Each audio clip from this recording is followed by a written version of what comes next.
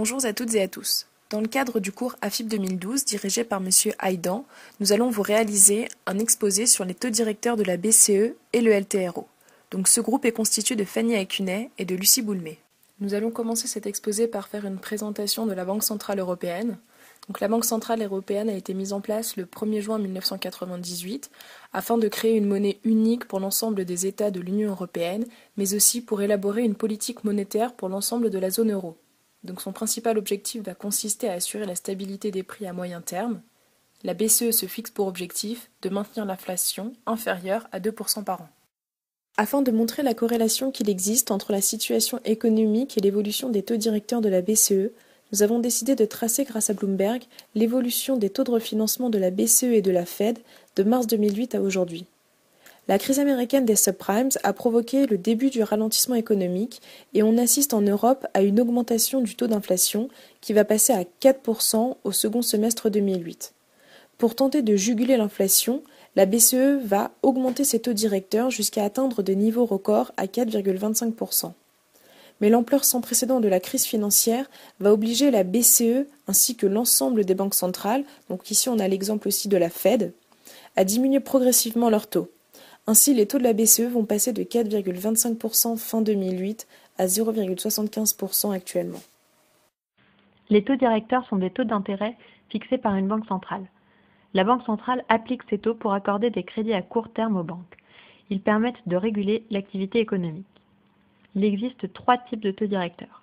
Le taux de refinancement, qui est le principal taux directeur, le taux de rémunération des dépôts et le taux d'escompte ou taux de prêt marginal. Cet écran présente l'historique des trois taux directeurs sur les 5 dernières années. Le taux repo est encadré par les deux autres taux directeurs. Nous l'expliquerons par la suite. On constate qu'après la crise de 2008, les taux ont fortement chuté. Le taux repo est actuellement de 0,75%. Celui de la rémunération des dépôts est nul. Le taux de refinancement est le taux que les banques doivent payer lorsqu'elles empruntent de l'argent à la BCE. Ce taux constitue un moyen pour la BCE d'exercer une influence sur les taux de marché en rendant l'argent plus ou moins disponible et cher. Il influence le marché interbancaire en modifiant les deux taux de référence, l'EONIA, taux au jour le jour, et l'Euribor. Cet écran présente le taux repo ainsi que les taux EONIA et Euribor 3 mois sur un historique de 5 ans. On constate que l'EONIA et l'Euribor sont très corrélés au taux repo. Le taux de rémunération des dépôts est le taux auquel les banques placent les dépôts auprès de la BCE. Il est nul depuis juillet 2012. Le taux de prêt marginal est le taux auquel les banques peuvent emprunter en cas d'urgence. Il est supérieur au taux repo et est actuellement de 1,5%. Actuellement, les banques détiennent plus de liquidités qu'elles n'en ont besoin dans l'immédiat. Elles déposent donc ces fonds qu'elles ont empruntés à 1% contre une rémunération nulle. Elles perdent de l'argent sur ces dépôts. Les banques choisissent de déposer leurs liquidités à la BCE pour deux raisons principales. Tout d'abord, c'est une obligation réglementaire. De plus, les banques ne préfèrent pas prendre de risques en se prêtant entre elles. Elles choisissent la solution moins risquée et placent leurs excédents de liquidités auprès de la BCE. Sur cet écran Bloomberg, nous avons choisi de tracer la quantité de fonds déposés à la BCE en fonction du taux repo. On constate qu'une augmentation du taux repo entraîne un influx massif de liquidités de la part des banques européennes qui vont alors préférer placer leur argent que le prêter aux ménages et aux entreprises. Afin de relancer l'économie, la BCE peut baisser son taux repo comme elle l'a encore fait en juillet 2012, ce qui entraîne alors un retrait important de liquidités matérialisé ici par la flèche. LTRO est l'acronyme de Long Term Refinancing Operation. Il s'agit de prêts à long terme consentis par la BCE aux banques européennes en échange d'un dépôt de garantie. La véritable nouveauté par rapport au MRO que proposait auparavant la BCE est la durée du prêt. Elle est passée de 6 mois à 3 ans dans le cadre du LTRO. En plus, la liste des garanties acceptées en collatéral a été élargie. 2 opérations de refinancement ont été lancées. La première en décembre 2011 pour un montant de 489 milliards d'euros et la seconde en février 2012 pour un montant de 529 milliards d'euros.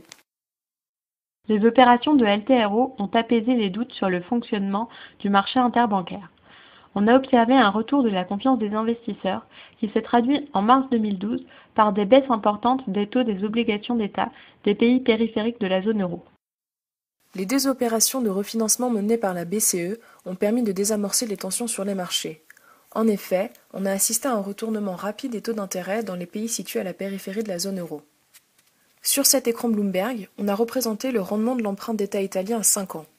Celui-ci culminait à 7,74% le 25 novembre, et après les 2 LTRO, matérialisés ici par des flèches rouges, il est revenu à 4,26%, ce qui représente une détente de 350 points de base. Comme nous l'avons vu précédemment, les banques préfèrent laisser leur argent à la BCE plutôt que de l'injecter dans l'économie. Cela amène la question de la mise en place de taux d'intérêt négatifs.